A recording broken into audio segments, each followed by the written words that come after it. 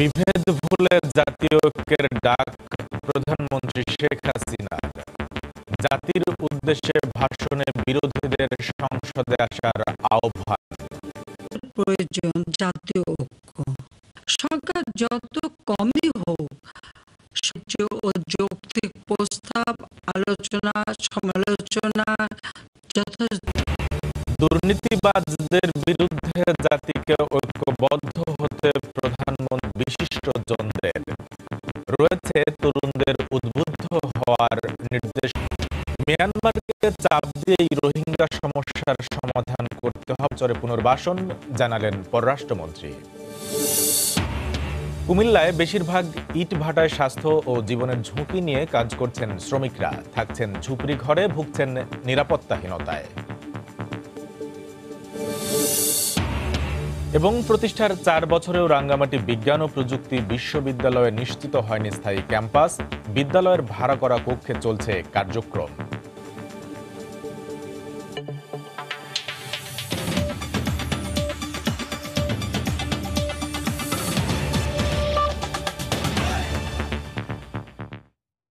দেখছিলেন শিরোনাম। বাংলার সময়ের সঙ্গে আছে আমি কামরুল হাসান সবুজ।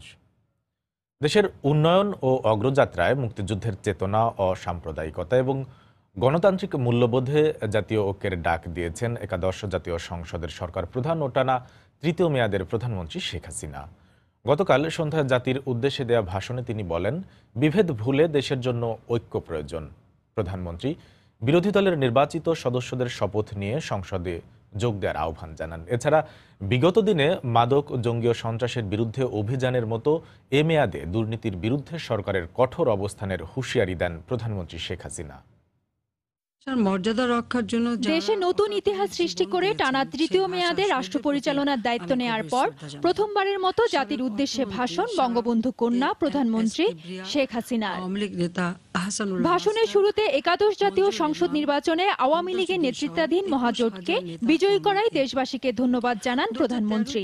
নৌকায় ভোট দিয়ে আমাদের বিজয়ী করেছেন, আমি তাদের প্রতি কৃতজ্ঞ। প্রায় 25 মিনিটের এই ভাষণে সরকার প্রধান গেল নির্বাচনে আওয়ামী লীগের বিপুল ব্যবধানে জয়ের কারণ যেমন তুলে ধরেন, তেমনি প্রতিপক্ষ জোটের পরাজয়ের কারণও তুলে ধরেন। মনোনয়ন নিয়ে ব্যাপক বাণিজ্যের অভিযোগ। 2013 থেকে 15 সাল পর্যন্ত বিএনপি জামাতের দেশব্যাপী অগ্নিসন্ত্রাস ও ধ্বংসাত্মক কর্মকাণ্ড সাধারণ মানুষের মন থেকে মুছে যায়নি। সর্বোপরি বিএনপির ধানের শীষ মার্কার যুদ্ধাপরাধী জামাত নেতাদের মনোনয়ন তরুণ ভোটাররা মেনে নিতে পারেনি। চতুর্থবারের মতো সরকার পরিচালনায় জনগণের রায়কে দেশের সেবা করার সুযোগ উল্লেখ করে শেখ হাসিনা বলেন, যে কোনো নীতিমালা প্রণয়ন ও উন্নয়ন কর্মসূচি বাস্তবায়নে নির্বাচনী ইস্তেহার পথ প্রদর্শক হিসেবে কাজ করবে। এবারের এই নিরঙ্কুশ সমর্থন আমাদের দায়িত্ব কর্তব্য আরো বহুগুণ বাড়িয়ে দিয়েছে।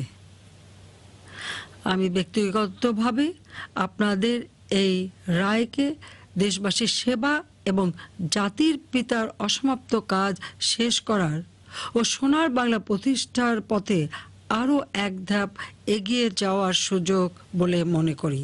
উন্নয়নশীল দেশের মর্যাদা পাওয়া বাংলাদেশকে আগামীতে উন্নত রাষ্ট্রে পরিণত করতে জাতীয় ঐক্যের ডাক দেন সরকার প্রধান। এখন আমাদের প্রয়োজন জাতীয় ঐক্য। বিভেদ ভুলে ঐক্যবদ্ধভাবে আমাদের এগিয়ে যেতে হবে।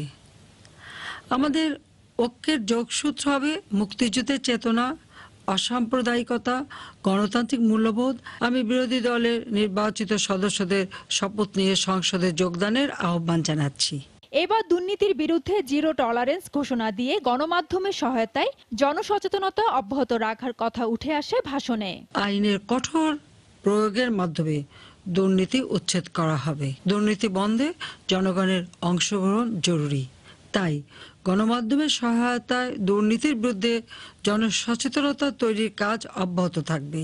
শেষ ভাগে প্রধানমন্ত্রী নবীন প্রবীণে নবগঠিত মন্ত্রিসভা নিয়ে জনগণের রায়ের মর্যাদা রাখার অঙ্গীকার ব্যক্ত করেন। সরকার পরিচালনায় সহযোগিতা চান দলমত নির্বিশেষে সকল নাগরিকের। আমার উপর আস্থা রেখে যে রায় দিয়েছেন, কথা দিচ্ছি আমি প্রাণপণ চেষ্টা করব সে আস্থার প্রতিদান দিতে। ফেরদৌস লিপি, সময় সংবাদ, ঢাকা। জঙ্গি, সন্ত্রাসী ও দুর্নীতিবাজদের বিরুদ্ধে জাতিকে ঐক্যবদ্ধ হতে প্রধানমন্ত্রীর বক্তব্য বিশেষ ভূমিকা রাখবে বলে মনে করেন বিশিষ্টজনরা। তারা বলেন, প্রধানমন্ত্রীর বক্তব্যে তরুণদের আশাবাদী হওয়ার মতো অনেক কিছু রয়েছে। জবাবদিহিমূলক রাষ্ট্র ব্যবস্থা গড়তে সরকার প্রধানের ডাকে বিরোধীদের সাড়া দেওয়ার আহ্বান জানান তারা। বিএনপি বা ঐক্য জোটের পরাজয়ের কারণগুলো তিনি খুব সহজ বাংলায় বুঝিয়ে দিলেন দেশবাসীকে। তবে আমি বেশি পছন্দ করেছি যে তিনি 5 বছরে অন্তত 1.5 কোটি কর্মসংস্থানের কথা বলেছেন। সুস্পষ্টভাবে নীতি এবং সিদ্ধান্ত প্রয়োগ করতে পারলে আমার মনে হয় দুর্নীতিকে সহনীয় মাত্রায় নামানো যাবে, নির্মূল সম্ভব নয় আর কি। আমি একান্তভাবে বিশ্বাস করি যে যাবতীয় ব্যত্যয়, ত্রুটি, বিচ্যুতি সত্ত্বেও আওয়ামী লীগ ইশতেহারের প্রতি ঐকান্তিক থাকবে। যেটা প্রধানমন্ত্রী বললেন যে আপনারা আসুন এবং জাতীয় সংসদে অংশগ্রহণ করুন, তো এটা তো আমার মনে হয় যে আমাদের যে যারা বিরোধী দলে আছেন কিন্তু এখন পর্যন্ত শপথ নেননি বা জাতীয় সংসদে যাওয়ার কথা এখনো ঘোষণা করেননি, তারা নিশ্চয়ই বিবেচনা করবেন, কারণ তারাও তো গণতন্ত্রের জন্যই আন্দোলন করছেন। জাতির উদ্দেশ্যে দেওয়া প্রধানমন্ত্রীর বক্তব্যকে প্রতারণামূলক অভিহিত করে তা প্রত্যাখ্যান করেছে বিএনপি। মির্জা ফখরুল ইসলাম আলমগীর টেলিফোনে গণমাধ্যম কর্মীদের কাছে অভিযোগ করেন, এই নির্বাচনে সাধারণ মানুষের মতামতের প্রতিফলন হয়নি। এ কারণে নির্বাচনের ফল প্রত্যাখ্যান করে পুনর্নির্বাচনের দাবি করেন তিনি।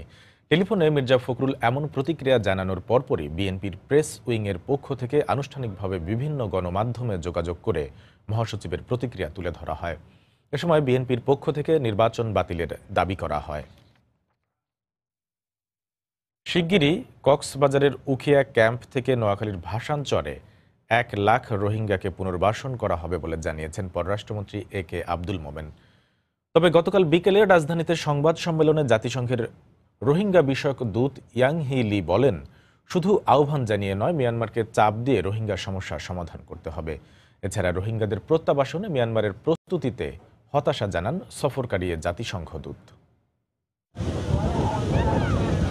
রোহিঙ্গারা বাংলাদেশে প্রবেশ করছে 17 মাস ধরে। তাদের ফিরিয়ে নিতে 2017 সালের নভেম্বরে দুদেশের মধ্যে চুক্তি করা হলেও সেটা এখনো রয়ে গেছে কাগজে কলমে। সবশেষ গত বছরের নভেম্বরে তারিখ ঘোষণা করা হলেও শেষ পর্যন্ত ব্যর্থ হয় প্রথম ধাপের প্রত্যাবাসন। এ অবস্থায় কক্সবাজারে বসতি এখন 11 লাখের বেশি রোহিঙ্গার। তাদের মধ্য থেকে 1 লাখ রোহিঙ্গাকে আগামী মাসে ভাসানচরে পুনর্বাসনের প্রক্রিয়া চলছে। কাজ শেষ হলে অল্প সংখ্যক লাখখানেক লোক ওখানে এখন কাজ চলছে, কাজের অনেক দূর অগ্রগতি হয়ে গেছে। শুক্রবার বিকেলে রাজধানীর একটি হোটেলে সংবাদ সম্মেলনে নিজের 6 দিনের বাংলাদেশ সফর নিয়ে কথা বলেন জাতিসংঘের রোহিঙ্গা বিষয়ক দূত। প্রত্যাবাসনে মিয়ানমার এখনো কোনো পরিবেশ তৈরি করেনি, হতাশা তার কণ্ঠে। বাংলাদেশের ভূমিকার প্রশংসা করলেও গত 17 মাসে রাখাইনের আক্রান্ত এলাকায় আন্তর্জাতিক সংস্থার প্রবেশ করতে না পারার ব্যর্থতা মেনেই বলছেন, শুধু চাপে কাজ হবে না, তবে ভাসানচরে পুনর্বাসনের ব্যাপারে আরেকটু সময় নেয়ার আহ্বান তার। শুধু এখন নয়, নিকট ভবিষ্যতেও রোহিঙ্গাদের ফেরার মতো কোনো সম্ভাবনা দেখছি না। রোহিঙ্গা ইস্যুতে বাংলাদেশ যথেষ্ট করেছে। বিশ্বের অন্য কোনো দেশে রোহিঙ্গাদের আশ্রয় দেওয়া সম্ভব নয়, তাই মিয়ানমারকে চাপ দিয়ে বাংলাদেশের সমস্যার সমাধান করতে হবে।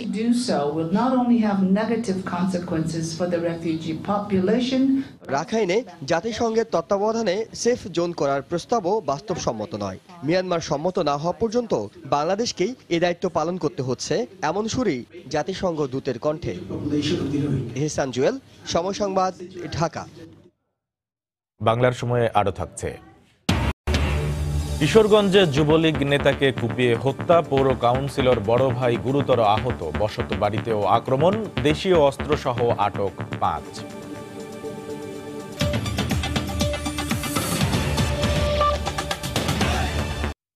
কুমিল্লার 14 গ্রামে নিহত 13 শ্রমিকের সবার বাড়ি নীলফামারীর জলঢাকা উপজেলায়।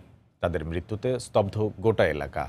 নিহতদের মধ্যে 6 জন স্কুল ছাত্র। পড়ালেখার পাশাপাশি উপার্জনের জন্য ইটভাটার শ্রমিক হওয়ার আলাদা আলাদা বাস্তবতা ছিল সবার জীবনে। তারিকুল ইসলামের ক্যামেরায় রতন সরকারের রিপোর্ট।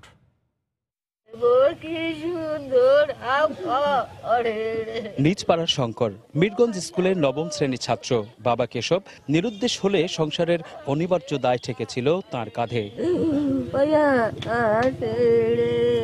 এখন তার মরদেহের অপেক্ষা স্বজনদের। না পড়বে কেন, কথা না পড়তে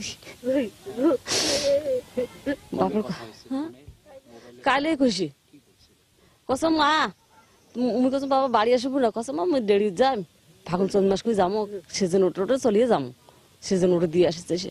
এই পাড়ার 6 জন নিহত হয়েছে 14 গ্রাম ট্র্যাজেডিতে। এদের সবাই স্কুল ছাত্র, কৈশোর পেরোয়নি কেউ। এই বয়সে কাজের জন্য গিয়ে এভাবে মৃত্যুর এক একটি করুণ গল্প আছে প্রত্যেকের। বই পাওয়ার পর কাছে এখন তো অবসর আছি, তাই সেই কারণে বাড়ি গেছি। কাছে আমি 1 মাস থাকি আসি, 1 মাস থাকিলে আমার কোচিং এর টাকা হবে। যারা দুজন মারা গেছে এই দুজন আমার ভাসতে হয়। আমার যে ভাই তিনি একজন পাগল, তাদের কোনো খবর নাই। সবার সম্মিলিত প্রচেষ্টায় যাতে এরা যেহেতু অসচ্ছল পরিবার, যাতে তাদের কিছুটা হলেও ক্ষতিপূরণ হয়। মর্মান্তিক এই ঘটনায় 13 জন মারা গেছে। সবার বাড়ি একই উপজেলার মিরগঞ্জ ও শিমুলবাড়ি ইউনিয়নে। করুণ এই কচি প্রাণের মৃত্যুগুলো শোক ছাড়িয়েছে পরিবার, স্বজন, আত্মীয়তা ছাড়িয়ে। তাদের মৃত্যুতে আজ যেন শোকে মুহ্যমান পুরো জনপদ। রতন সরকার, সময় সংবাদ, জলঢাকা, নীলফামারী।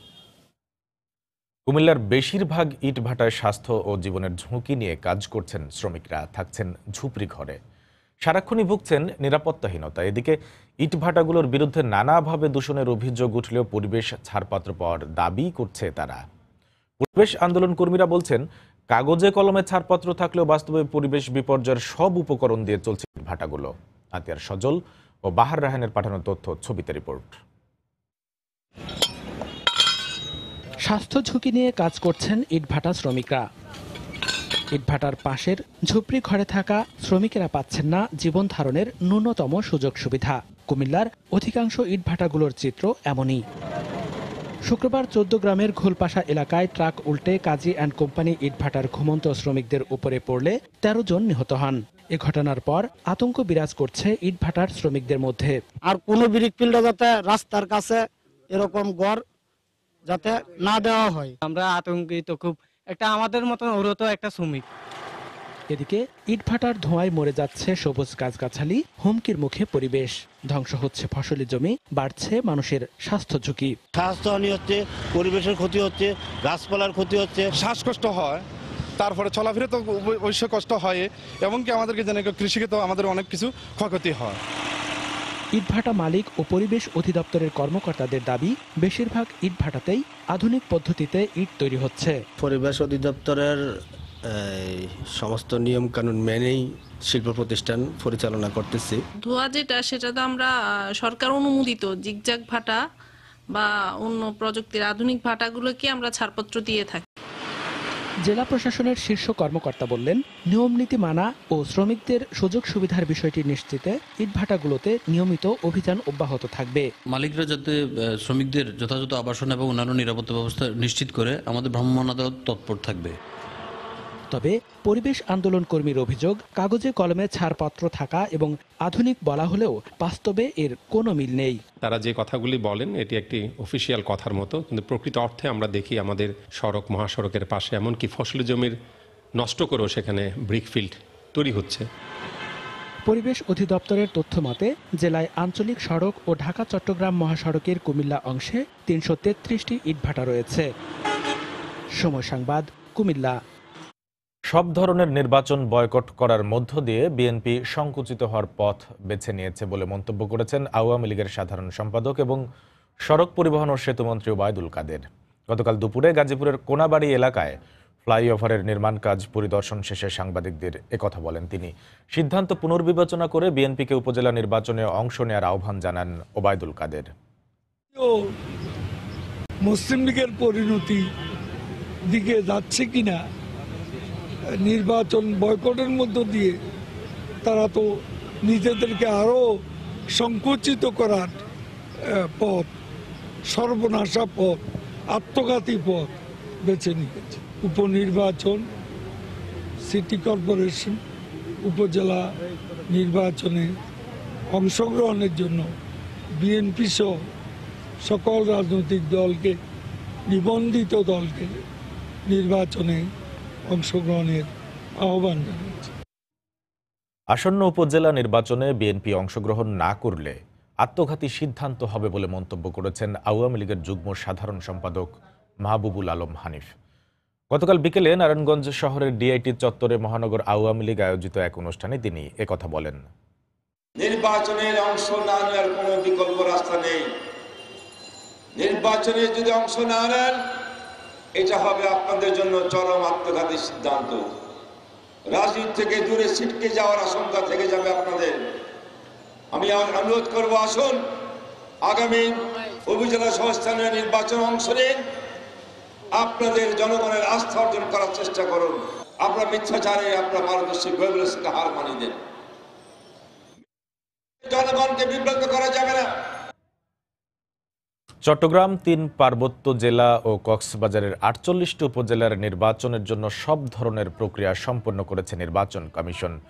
মার্চে ভোট গ্রহণের লক্ষ্যে ভোটার তালিকা চূড়ান্ত করার পর এখন চলছে কর্মকর্তা নিয়োগ এবং ভোট কেন্দ্র প্রস্তুতির কাজ। বিস্তারিত জানাচ্ছেন কমল দে। চট্টগ্রামের ১৭টি উপজেলার মধ্যে কর্ণফুলী ছাড়া বাকি ১৬টি, রাঙ্গামাটির ৮টি, বান্দরবনের ৭টি, খাগড়াছড়ির ৯টি এবং কক্সবাজারের ৮টি উপজেলার মেয়াদ শেষ হয়েছে কয়েক মাস আগেই। একাদশ জাতীয় সংসদ নির্বাচনের কারণে সময় অনুযায়ী নির্বাচন সম্ভব হয়নি উপজেলাগুলোতে। মেয়াদ পেরিয়ে যাওয়ায় এখন চলছে এসব উপজেলার নির্বাচন প্রক্রিয়া। ইতিমধ্যেই ভোট কেন্দ্র চূড়ান্তকরণের প্রস্তুতি গ্রহণ করেছি। আমাদের অফিসাররা সার্বিক বিবেচনায় অনেক সক্ষম এবং তারা যে কোনো দায়িত্ব সম্পাদনে তারা প্রস্তুত আছে। স্থানীয় সরকারের অধীন হলো গত উপজেলা নির্বাচন থেকে চেয়ারম্যান পদে সরাসরি দলীয় প্রতীকে নির্বাচন করছেন প্রার্থীরা। এবারও সেরকমই হবে, কিন্তু জাতীয় সংসদ নির্বাচনে নানা অনিয়মের বিষয়ে উল্লেখ করে উপজেলা নির্বাচনে থাকছে না বিএনপি। তবে পুরোদমে মাঠে রয়েছে ক্ষমতাসীন আওয়ামী লীগ। বর্তমানে বাংলাদেশের নির্বাচন বলে কোনো কিছু আর নাই। যেখানে নির্বাচন নয় সেখানে নির্বাচনে অংশগ্রহণ করার প্রশ্নটা আসলে কোত্থেকে? আমাদের প্রস্তুতি অলরেডি চলছে সব জায়গায়। আমরা দেখব আমাদের দলের ত্যাগী, যোগ্য এবং দলের জন্য নিবেদিত ছিল তাদেরকে আমরা মূলত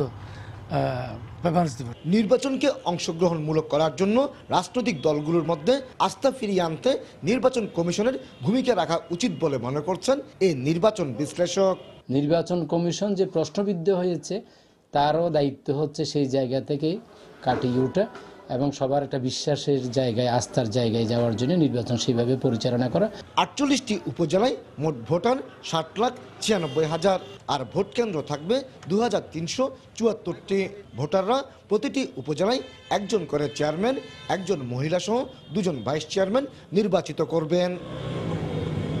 কমল দে, সময় সংবাদ, চট্টগ্রাম। আসন্ন উপজেলা পরিষদ নির্বাচনে দলীয় প্রার্থী বাছাইয়ে ও কোন্দল নিরসনে হিলিতে আওয়ামী লীগের ভোট গ্রহণ অনুষ্ঠিত হয়েছে। গতকাল সন্ধ্যায় হিলি সিএনএফ এজেন্ট অ্যাসোসিয়েশন কার্যালয়ে উপজেলা আওয়ামী লীগ, পৌরসভা আওয়ামী লীগ ও ৩টি ইউনিয়নের ওয়ার্ড আওয়ামী লীগের ১২৮ জন সভাপতি ও সাধারণ সম্পাদক ভোট দেন। উপজেলা চেয়ারম্যান ও ২ জন ভাইস চেয়ারম্যান পদে ভোটের মাধ্যমে প্রার্থী বাছাই করা হয়।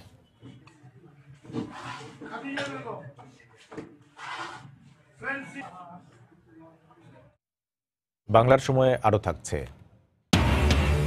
অবশেষে উন্নয়নের ছোঁয়া লেগেছে জাফলংয়ে। পর্যটকদের জন্য বাড়ানো হচ্ছে নানা সুযোগ সুবিধা, পরিবেশ রক্ষায় গুরুত্ব দেওয়ার আহ্বান।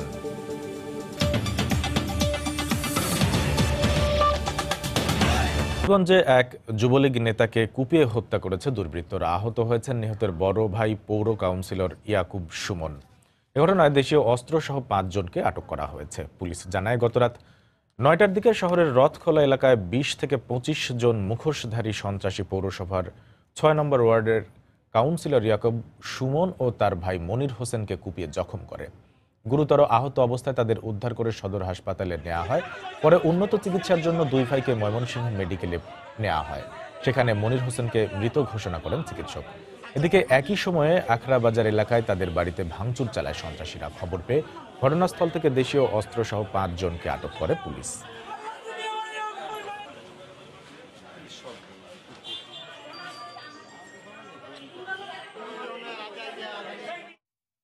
নড়াইলে গ্যাস সিলিন্ডার বিস্ফোরণে একই পরিবারের ৩ জন সহ ৮ জন দগ্ধ হয়েছেন। এদের মধ্যে গুরুতর আহত ৪ জনকে হাসপাতালে ভর্তি করা হয়েছে। এলাকাবাসী জানান, গতকাল দুপুরে সদর উপজেলার সাধুখালী গ্রামে সবুর ফকিরের বাড়িতে রান্না করছিল মেয়ে মুন্নি।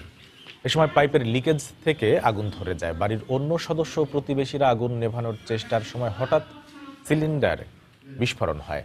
এতে সবুর ফকির, তার মেয়ে ও ছেলে এবং প্রতিবেশী সহ 8 জন দগ্ধ হয়। এদের মধ্যে 4 জনকে গুরুতর আহত অবস্থায় উদ্ধার করে সদর হাসপাতালে ভর্তি করা হয়। বাকি 4 জনকে প্রাথমিক চিকিৎসা দেওয়া হয়েছে।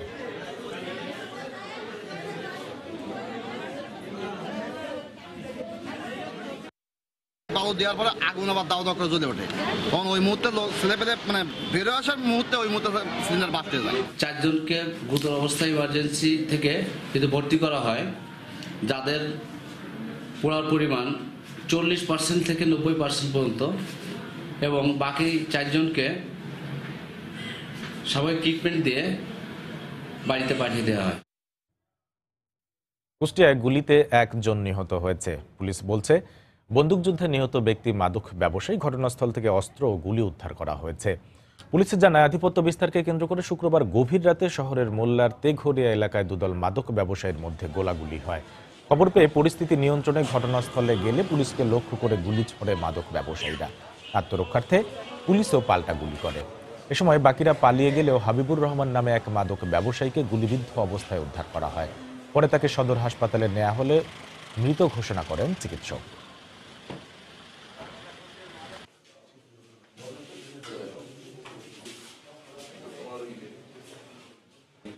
প্রায় 20-25 মিনিট ধরে গোলাগুলি চলে। গোলাগুলির এক পর্যায়ে মাদক ব্যবসায়ীরা পিছু ঘটে এবং গোলাগুলি থেমে গেলে স্থানীয় লোকজনের সহায়তায় বাগানের ভিতরে আমরা তল্লাশি করে একজন মাদক ব্যবসায়ীকে গুলিবিদ্ধ অবস্থায় পড়ে থাকতে দেখি। তার পাশে এবং তার প্যান্টের পকেটে একটা পিস্তল, 2টা ম্যাগাজিন, 2 রাউন্ড গুলি আর 800 পিস ইয়াবা এটাও পড়ে থাকতে দেখি। গোপালগঞ্জে এক কিশোরীকে ধর্ষণের অভিযোগ উঠেছে। গুরুতর আহত অবস্থায় তাকে হাসপাতালে ভর্তি করা হয়েছে। স্বজনরা জানান, বৃহস্পতিবার সন্ধ্যায় কোটালীপাড়ার একটি বাজার থেকে বাড়ি ফিরছিল এক কিশোরী। পথে পরিমল মল্লিক ও কালু মল্লিক নামে 2 যুবক তাকে ধরে নিয়ে ধর্ষণ করে। এতে অজ্ঞান হয়ে যায় সে। পরে জ্ঞান ফিরলে পরিবারের সদস্যদের ফোন দিলে ঘটনাস্থল থেকে উদ্ধার করে সদর হাসপাতালে ভর্তি করা হয় তাকে। ঘটনার পর থেকে পলাতক রয়েছে অভিযুক্ত পরিমল ও কালু মল্লিক।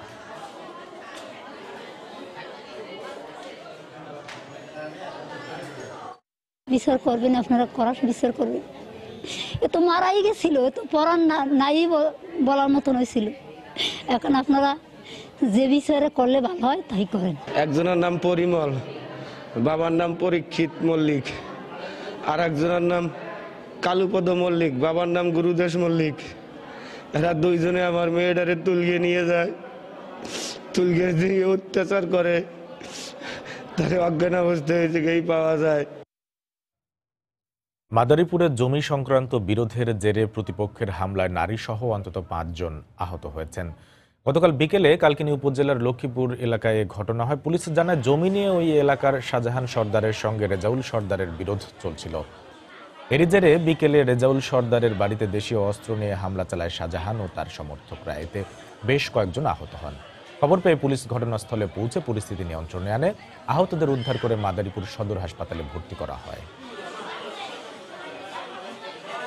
উপজেলা নির্বাচনে বিএনপি অংশগ্রহণ না করার অজুহাতে দেশে অস্থিতিশীলতা সৃষ্টির চেষ্টা করলে তা কঠোর হাতে দমন করা হবে বলে মন্তব্য করেছেন কৃষিমন্ত্রী ডক্টর আব্দুর রাজ্জাক। গতকাল বিকেলে টাঙ্গাইলের ধনবাড়ী সরকারি কলেজ মাঠে গণসংবর্ধন অনুষ্ঠানে প্রধান অতিথির বক্তব্য তিনি এ মন্তব্য করেন। তারা বলছে উপজেলা নির্বাচনে আসবে না, তাহলে কি তারা আরেকটা ষড়যন্ত্র করছে? আবার এই হরতালের, আবার এই আগুন সন্ত্রাস নাশকতার পথে যাবে। বিএনপি নির্বাচনে আসলো কি আসলো না তাতে কিছু আসে যায় না, এবং কোন শক্তি নাই এই নির্বাচনকে বানচাল করে দেশে একটি অস্থিতিশীলতা আনবে। কেউ যদি সন্ত্রাস করতে চায়, কঠোর হস্তে আমরা তাদেরকে দমন করব। দেশের স্বাধীনতা বিরোধী রাজাকার ও জঙ্গি নির্মূল হয়েছে। ঐক্যবদ্ধ বাঙালি দেশ শাসন করছে বলে মন্তব্য করেছেন পরিকল্পনা মন্ত্রী এম এ মান্নান। গতকাল সন্ধ্যায় সুনামগঞ্জের তাহিরপুর মাঠে উপজেলা আওয়ামী লীগ আয়োজিত এক সমাবেশে তিনি একথা বলেন। সুনামগঞ্জ 5 আসনের সংসদ সদস্য মহিবুর রহমান মানিক ও সুনামগঞ্জ 1 আসনের সংসদ সদস্য ইঞ্জিনিয়ার মোয়াজ্জেম হোসেন রতনও এ সময় উপস্থিত ছিলেন।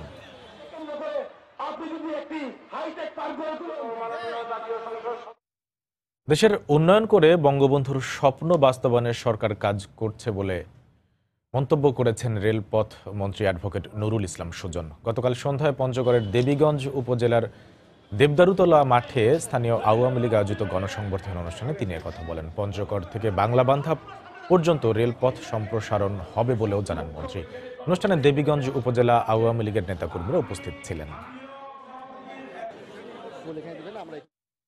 বিএনপি এখন নেতৃত্ব সংকটে ভুগছে বলে মন্তব্য করেছেন জনপ্রশাসন প্রতিমন্ত্রী ফরহাদ হোসেন। গতকাল সকালে মুজিবনগর স্মৃতিসৌধে মুক্তিযুদ্ধের শহীদদের প্রতি শ্রদ্ধা জানিয়ে সাংবাদিকদের প্রশ্নের জবাবে তিনি এ মন্তব্য করেন।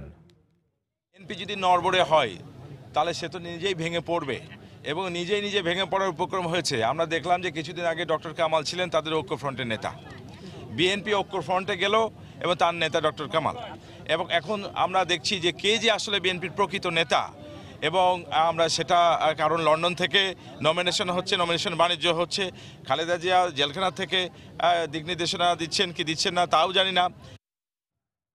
নদী ভাঙন রোধে নেয়া প্রকল্পে কোনো দুর্নীতি ও অনিয়ম সহ্য করা হবে না বলে হুঁশিয়ারি দিয়েছেন পানি সম্পদ উপমন্ত্রী AKM এনামুল হক শামীম।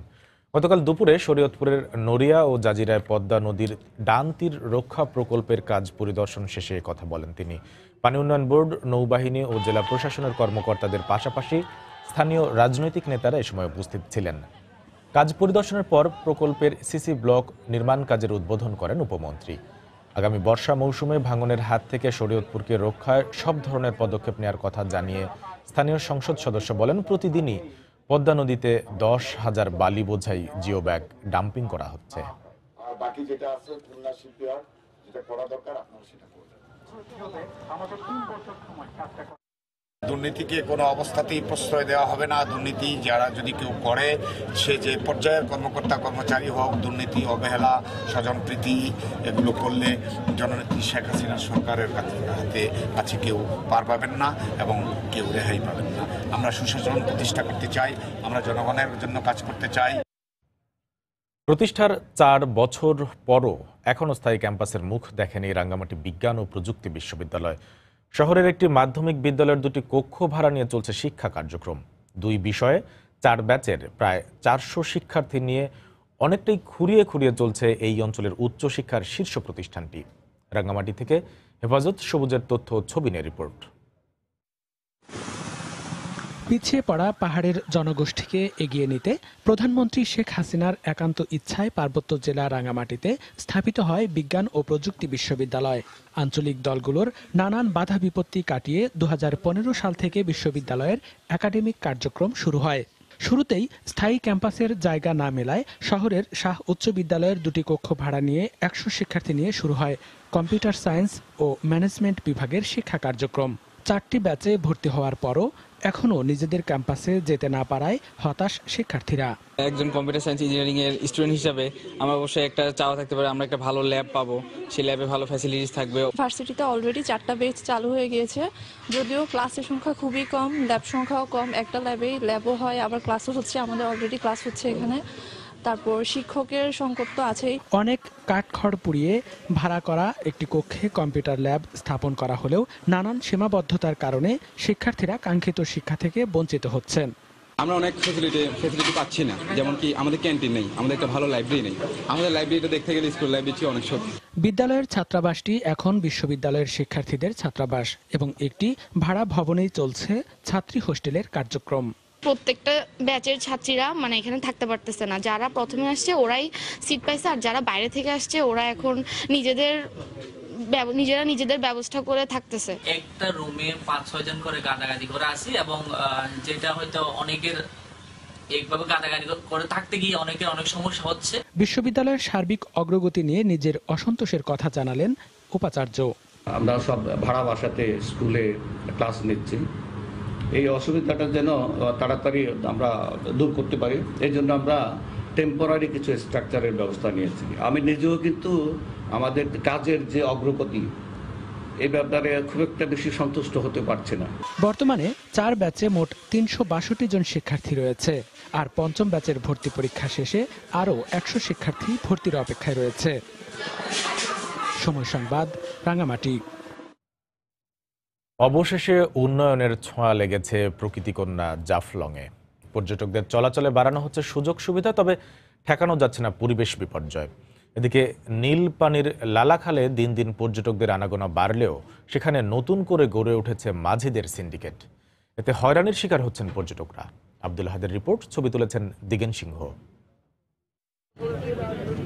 রাস্তা ভেঙে যাওয়ার পর জাফলংয়ের মূল পর্যটন স্পট বল্লাঘাটের দিকে না গিয়ে পর্যটকরা বিজিবি ক্যাম্পের সোনাটিলা দিয়ে 0 পয়েন্টে যাতায়াত করেন, কিন্তু উঁচু টিলা থেকে ওঠানামা করতে গিয়ে বিপাকে পড়তে হতো পর্যটকদের।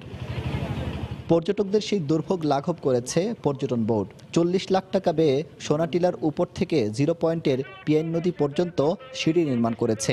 এতে স্বাচ্ছন্দ্যে ওঠানামা করতে পারছেন পর্যটকরা। সিঁড়িটা করানো খুবই ভালো হয়েছে, আসতে খুবই ভালো লাগছে আমার থেকে। আগে তো সিঁড়ি ছিল না, বৃষ্টি হতো তখন উপর থেকে পিছলে গায়ে নিচে পড়ে যেতাম, এখন খুবই ভালো। এখন এই সিঁড়িটা 0 পয়েন্টে নিয়ে যায় তাহলে আরও ভালো হতো। আমার ফ্রেন্ডের নিয়ে আমি বেড়াতে আসলাম এখানে, যে আসলে জায়গাটা কেমন একটু দেখে আসি। ঠিক আছে, বা পানিটা শুনছি যে নীল, আসলে পানিটা নীল হয়, এই নীলের কারণটার কারণে এত দূর আসা। কিন্তু পর্যটকদের আচরণ উন্নয়নকে ম্লান করে দিচ্ছে। জাফলংয়ের প্রাকৃতিক পরিবেশকে ধ্বংস করে দিচ্ছে মানুষের ফেলে যাওয়া জঞ্জাল।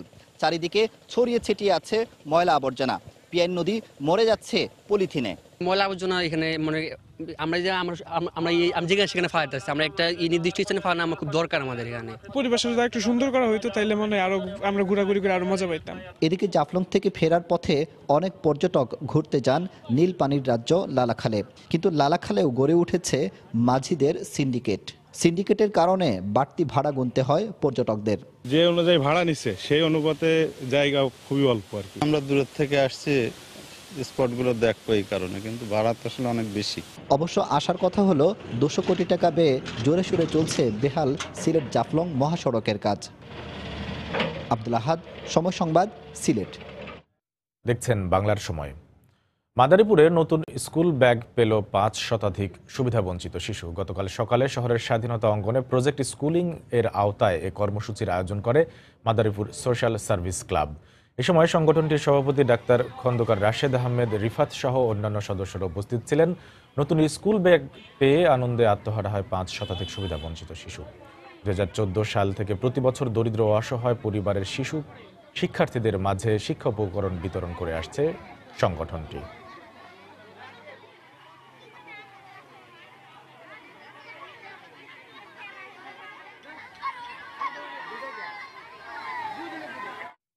গাইবান্ধায় 7 দিনব্যাপী নাট্য উৎসব শুরু হয়েছে।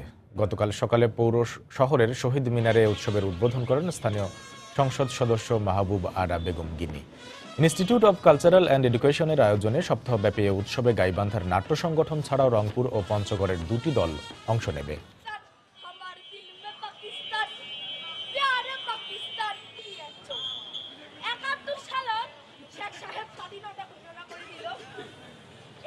বাংলার সময়ের শীর্ষ সংবাদ জানিয়ে দিচ্ছি আরেকবার। বিভেদ ভুলে জাতীয় ঐক্যের ডাক প্রধানমন্ত্রী শেখ হাসিনার। জাতির উদ্দেশ্যে ভাষণে বিরোধীদের সংসদে আসার আহ্বান। এখন আমাদের প্রয়োজন জাতীয় ঐক্য। সংখ্যা যত কমই হোক, সংসদের যে কোনো সদস্যের ন্যায্য ও যৌক্তিক প্রস্তাব আলোচনা সমালোচনা যথাযথ মূল্যায়ন করা হবে। দুর্নীতিবাজদের বিরুদ্ধে জাতিকে ঐক্যবদ্ধ হতে প্রধানমন্ত্রীর বক্তব্য ভূমিকা রাখবে মত বিশিষ্টজনদের। রয়েছে তরুণদের উদ্বুদ্ধ হওয়ার নির্দেশনাও। মিয়ানমারকে চাপ দিয়ে রোহিঙ্গা সমস্যার সমাধান করতে হবে। ব্রিফিংয়ে জাতিসংঘের বিশেষ দূত। শিগগিরই 1 লাখ রোহিঙ্গাকে ভাষান্তরে পুনর্বাসন জানালেন পররাষ্ট্রমন্ত্রী। কুমিল্লায় বেশিরভাগ ইট ভাটায় স্বাস্থ্য ও জীবনের ঝুঁকি নিয়ে কাজ করছেন শ্রমিকরা, থাকছেন ঝুপড়ি ঘরে, ভুগছেন নিরাপত্তাহীনতায়। এবং প্রতিষ্ঠার 4 বছরেও রাঙ্গামাটি বিজ্ঞান ও প্রযুক্তি বিশ্ববিদ্যালয়ে নিশ্চিত হয়নি স্থায়ী ক্যাম্পাস। বিদ্যালয়ের ভাড়া করা কক্ষে চলছে কার্যক্রম। এই ছিল বাংলার সময়। যে কোনো খবর পেতে ভিজিট করুন সময়নিউজ.tv। আপনার মোবাইলে সময় সংবাদ দেখতে সকল খবর পেতে ডাউনলোড করুন সময় অ্যাপ। সঙ্গে থাকুন সময়ের।